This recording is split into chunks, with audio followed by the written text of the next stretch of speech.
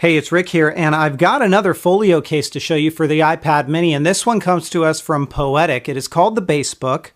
It's available now, and I'll put a link in the description of my video as to where you can pick this up. They've really priced this one competitively, so take a look and you'll see what I mean.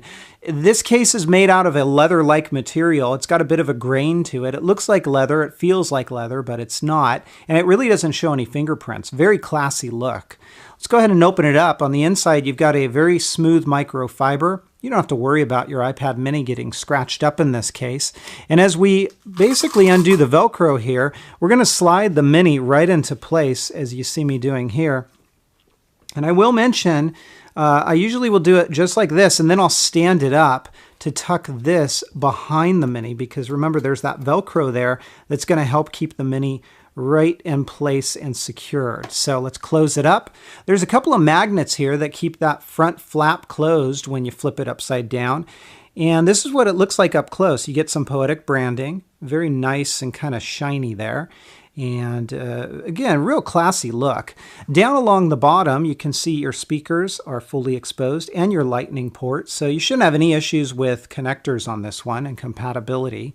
Along the side, there's your volume buttons as well as your rocker switch, and they're very easy to press. I have no issues getting to those. Up along the top, everything again is exposed. So there's your microphone, your headphone jack, your sleep-awake power button. And then if we take a look at the side, there is your spine. And then let's move to the back. And you're going to find a kickstand as well as an area to store a stylus if you use one and if you have one. And there's our camera cutout, so perfectly fine as well. When we open this up, this is what it's going to look like. And again, a folio style case. It's got that border design to it. It's a little bit close to the home button. Doesn't cover the home button, but you can press it and you will feel the case, but it's just a little too close. I would have liked for it to have a little bit more room there. Up along the top, it's perfectly fine for what it needs to be.